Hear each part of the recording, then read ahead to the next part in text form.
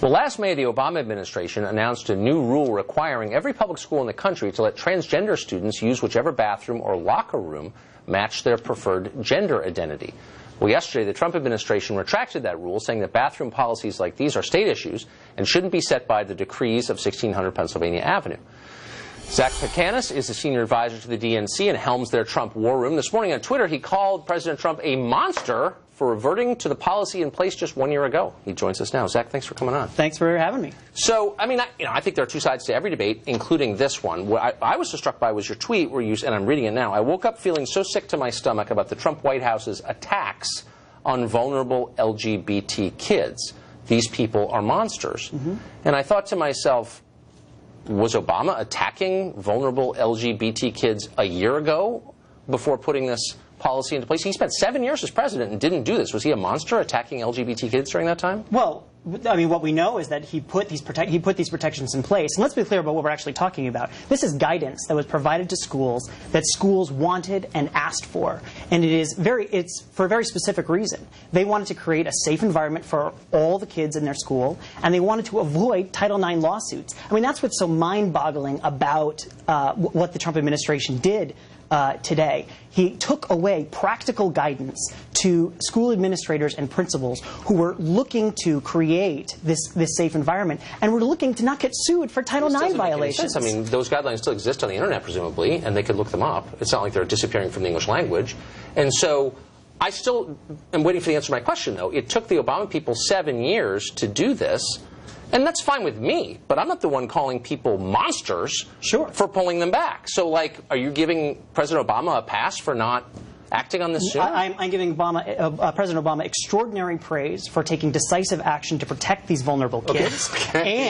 And I am saying that Donald Trump is not only a monster, but he's a coward. We're talking about somebody who is so emasculated by Vladimir Putin that he has to. All right, I'm going to have to stop you there because now we're getting off in a crazy world. That he has to come back and pick on vulnerable kids. These kids are the most vulnerable children in the country. Slow down, Zach. Let's get to the core of the issue. Absolutely. Look, I get that I'm never going to get you to say that Obama should have done it early. That's fine. Let's move from the politics to the science, because this policy has implications that go far beyond bathrooms and locker rooms.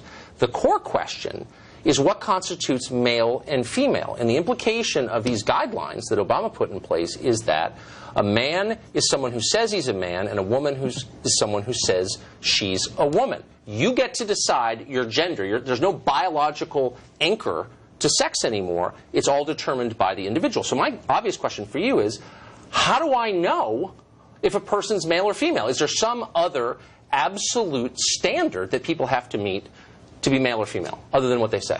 One's gender identity is enough to show what gender they are. And so if you're confused about that, I mean, I leave that, to your level of enlightenment and no, it's not about enlightenment. It's not about moral status. This is a real question because there are all kinds of institutions in American life that function on a sex-segregated basis. Women's college, sports, both professional and amateur, prisons. And so you're telling me that I can play on a women's sports team when I say I'm a woman. Well, what we are saying is that in this guidance with public schools, which and the vulnerable kids that are there, that there are specific guidelines that these teachers and these supervisors and these principals asked for in how to create safe. Okay, but now you're going back to the first question. You just said a second ago that that is what we're talking about. No, let me take you back 3 sentences. When you said gender identity is determined by the person who possesses it. That's almost exactly what you said. Correct. And I'm saying there are massive implications of this that everyone is either too dumb or too embarrassed to explore, but let's do so now. If your sex is what you say it is, then what prevents me from playing on a women's field hockey team? What prevents me from getting convicted of a felony and demanding to go to a women's prison? And it's a real question. It's not a real question. Why is it not a real question? It's not a real question because it is pretty absurd, and there are no other examples. Because why? Because there are no examples of this. What do you mean? I'm sorry, but there are no examples. This is the same argument about saying that this will allow sexual predators to go into women. I'm not making that bathrooms. argument. Yes, but you are making that argument. Okay, what I'm saying is, I just want to know what the standards are. I'm not actually making any claims. I'm merely asking a question, and I want you to answer. Yes, the standards are Is there a scientific standard? Because when you deal with questions of biology, that is a species of science. So what's the scientific standard? I'm a scientist. I want to know if you're a man or a woman. How do I find out? Look, these are discussions that I encourage you to have with someone who is transgender, and they can come and talk to you about. I don't need that to speak to a trans. I can speak to you because you think about the stuff for a living. So it's a very simple question. Yes. I want to know if you're a man or a woman. I'm a scientist. How do I find out?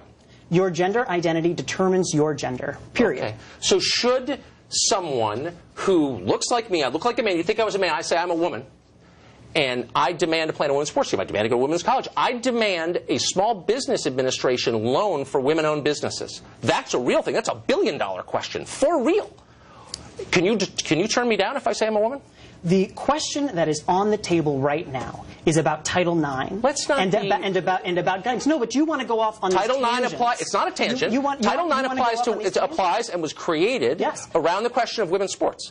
So, as a apparent man, if I say I'm a woman, is that enough? Do I meet the standard as a woman to play in a women's sports team? That goes right to Title IX. Don't dodge the question. I'm not dodging the question. This is something the Supreme Court is going to be looking at next month. And yes, the answer is absolutely yes. Okay. Gender identity determines one's gender. Let me ask you period. this. And this is a matter of civil rights. Is there science behind this? Because I know that I'm often getting science. Really, absolutely science. I want you to name a single scientist, just one, who says you can determine your own sex just by saying so. Can you name one scientist who says that? I'd be happy to send you many after. A scientist who said you can determine your own sex. An actual scientist, like someone who went to college. Listen, are you serious? You clearly have some issues around this. It's not an issue at all. I have questions that you can't answer.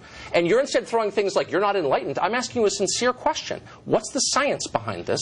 And you're deflecting. Why? I'm simply not deflecting. This is a matter of settled science, and it is something. What's the science exactly? That you are what you say you are? Could I change my race too? And don't dodge that question. That's a real question. No, you cannot. Why? Why can't I change my race, but I can change my sex? What's the difference? It is not about changing. It is not about changing. But why isn't this is about inherently who people are. Really? What if I say I'm inherently of another race? Who are you to say I'm not? I mean, again, you're getting into these silly hypotheticals. It's not silly at all. 2 years ago, nobody thought you could change your own sex. And you're saying it's settled science. One that is simply not true. We have had transgender protections in this country for decades. But you haven't explained what transgender is. You're just saying it's whatever we say it is. Look, you want to go into this in this right-wing pseudoscience. It's not right-wing at all. It is. It absolutely It's pseudoscience, right?